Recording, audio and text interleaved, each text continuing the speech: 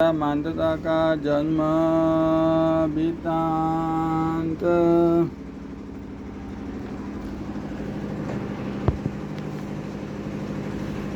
महाराज युधिष्ठिर ने पूछा, ब्राह्मण राजा युवनाश्व के पुत्र निपश्रेष्ठ मांधाता तीनों लोकों में विख्यात थे, उनका जन्म किस प्रकार हुआ था? लोमहर्षि बोले, राजा युवनाश्व इक्ष्वाकु वंश में उत्पन्न हुए थे। उसने 1,000 अश्वमेध करके और भी बहुत से यज्ञ किए और उन सभी में बहुत बड़ी बड़ी दक्षिणाएं दी।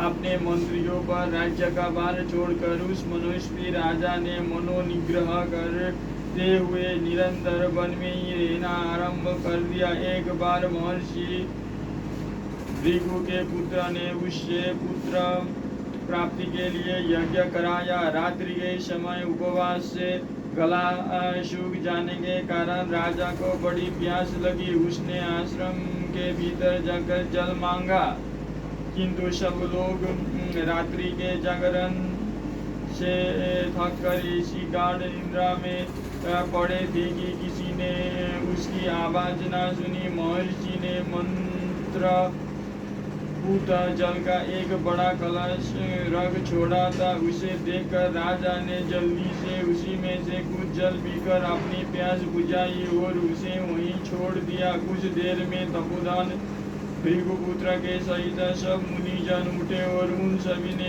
उस घड़े को जल से खाली देखा।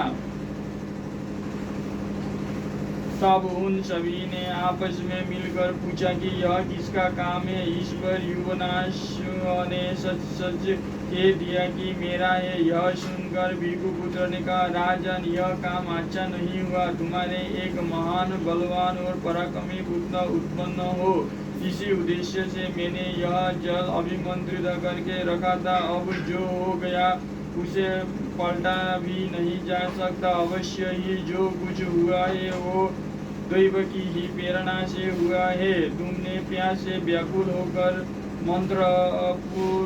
मंत्रपूत जल पिया है, इसीलिए तुम्ही को एक पुत्र प्रसव करना होगा। ऐसा कहकर मुनि अपने अपने स्थानों को चले गए। फिर 100 वर्ष बीतने पर राजा की बाईं कोख फाड़कर एक सूर्य के समान अत्यंत तेजस्वी बालक निकला। ऐसा होने पर भी यह बड़ा आश्चर्य सा हुआ कि इससे राजा की मृत्यु नहीं हुई। उस बालक को देखने के लिए स्वयं देवराज इंद्र उस स्थान पर आए। उनसे देवताओं ने पूछा कि दास्यति, यह बालक क्या पिएगा? इस पर इंद्र ने उसके मुख में अपनी तर्जनी अंगुली देकर कहा, माँ खाता मेरे अंगुली पिएगा। इसी से देवताओं ने उसका नाम मांधाता रखा। फिर उसके ध्यान करते ही धनुर्वेद के सहित संपूर्ण वेद और दिव्य अस्त्र उसके पास उपस्थित हो गए। साथ ही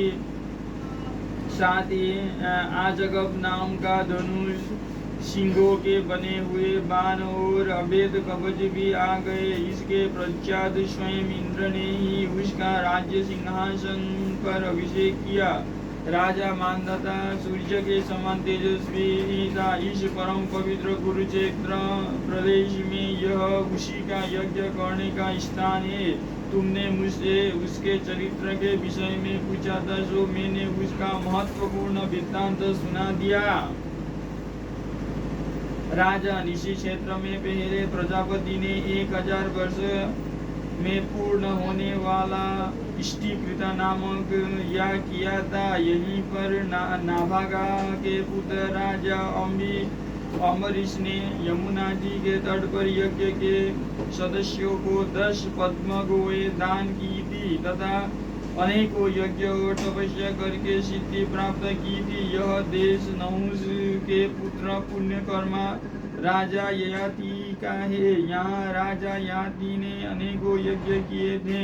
इसी जगह महाराज भरत ने भी अश्वमेध यज्ञ करके घोड़ा छोड़ा था। राजा मरुत्व ने भी मुनिवर समत्व की अध्यक्षता में इसी क्षेत्र में यज्ञ किया था। राजन, जो पुरुष इस तीर्थ में आचमन करता है उसे संपूर्ण लोकों का दर्शन होने लगता है और वो समस्त पापों से मुक्त हो जाता है। तुम इसमें आचमन करो। महर्षि यह बात सुनकर भाइयों के सहित धर्मराज युधिष्ठिर ने स्नान किया। उस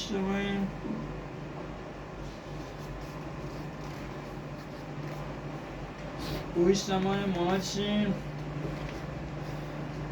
महर्षिगण स्वस्ति वाचक कर रहे थे। स्नान कर चुकने पर उन्होंने लोमेश जी से कहा, हे सत्य पराक्रमी मुनिवर, देखिए इस तप के प्रभाव से मुझे सब लोग दिखाई दे रहे हैं।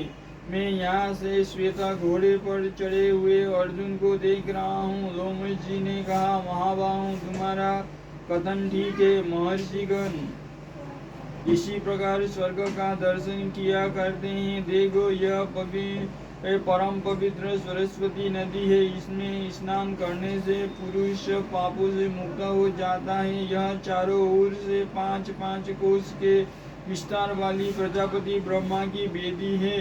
यही महात्म्य कुरु का क्षेत्र है, जो कुरुक्षेत्र नाम से विख्यात है। कुछ अन्य तीर्थों का वर्णन और राजा उसीनरा की कथा।